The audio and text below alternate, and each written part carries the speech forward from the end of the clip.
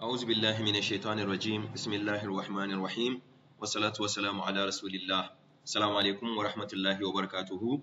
Dans cette vidéo, nous allons voir comment faire les géoréférencements absolus dans QGIS.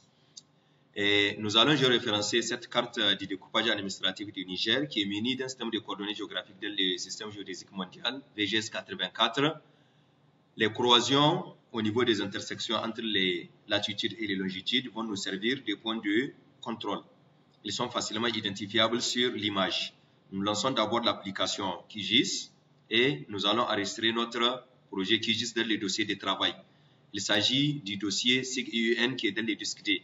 Et l'image à géoréférencer se trouve dans les sous-dossiers raster. Nous cliquons sur enregistrer le projet et nous l'enregistrons sous le nom GeoRef absolu. Enregistrer.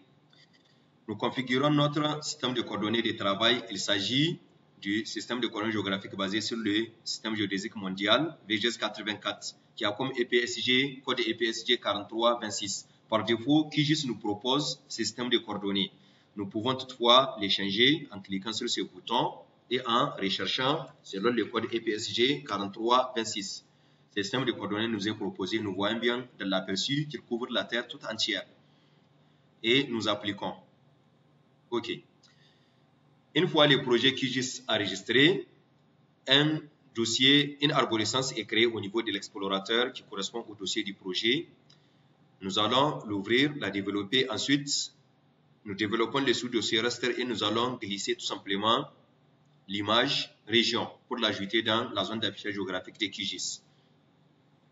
Pour se rendre compte que cette image n'est pas géoréférencée, nous allons ajouter une couche vectorielle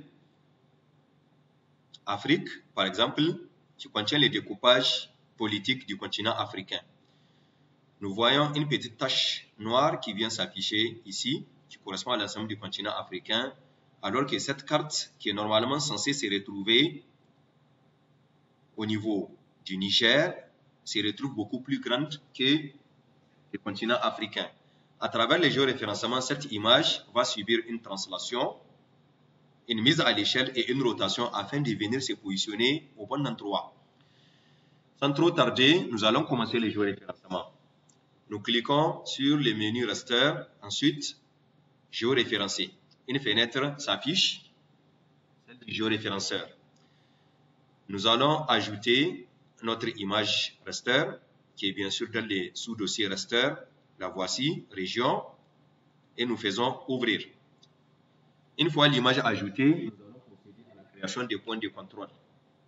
Et nous pouvons facilement identifier quelques points de contrôle au niveau des 4 coins de l'image.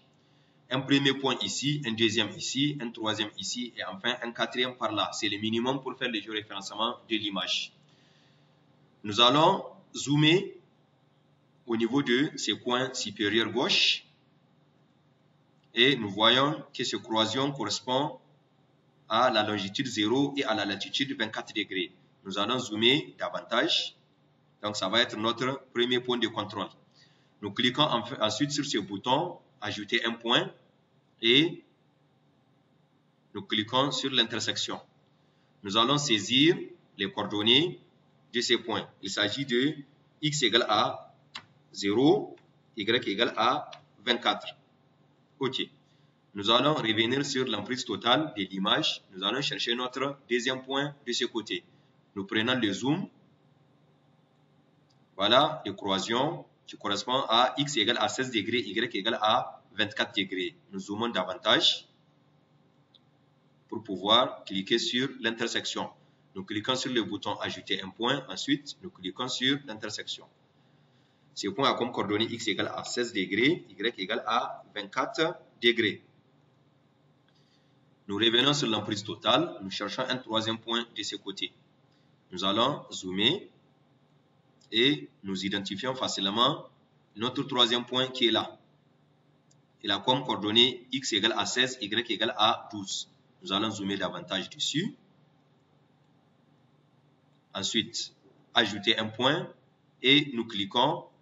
Ensuite, nous saisissons les coordonnées. X égale à 16, Y égale à 12.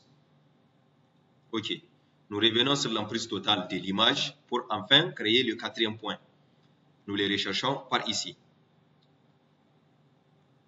Voilà. Donc, il est sous l'étiquette Burkina Faso. Il a comme coordonnée x égale à 0 et y égale à 12.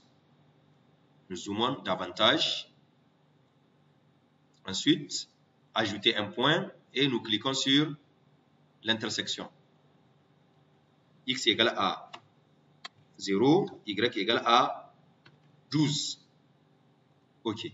Si nous zoomons sur l'emprise, nous voyons que nos 4 points de contrôle sont créés. Avant d'appliquer les géoréférencements, nous allons configurer notre transformation. Il s'agit d'abord de choisir un type de transformation, un type de rééchantillonnage, les systèmes de coordonnées cibles, ensuite l'emplacement des sorties et enfin si nous voulons ajouter l'image une fois géoréférencée. La transformation, nous choisissons celle de Helmert. Comme méthode de rééchantillonnage les plus proches voisins, les systèmes de coordonnées nous est déjà proposé par défaut, nous pouvons toutefois les changer en cliquant sur le bouton ici. Sélectionner les systèmes de coordonnées. Donc voilà, nous avons le code EPSG 4326. Notre image de sortie sera dans le même dossier que l'image originale, à savoir SIG-IUN raster, et elle a comme nom région avec le suffixe géoref. Nous allons aussi enregistrer nos points de contrôle et nous cochons l'option charger d'un QGIS lorsque terminé.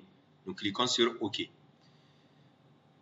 Et pour appliquer les géoréférencements, nous cliquons sur le bouton d'éviter les géoréférencements. Un message s'affiche, réussite du géoréférencement. Le reste a été géoréférencé avec succès. Si nous retournons dans la fenêtre de QGIS, nous allons voir que notre image géoréférencée vient s'ajouter exactement au bon endroit. Nous pouvons changer l'ordre d'affichage des couches et nous allons rendre la couche Afrique transparente en double-cliquant sur le nom de la couche, remplissage simple, type de symbole, bordure ligne simple. Nous pouvons choisir la couleur rouge par exemple, une épaisseur de 1, OK, et nous voyons en zoomant sur l'image que celle-ci se positionne exactement au bon endroit. Donc, c'est tout pour notre géoréférencement absolu. Je vous remercie.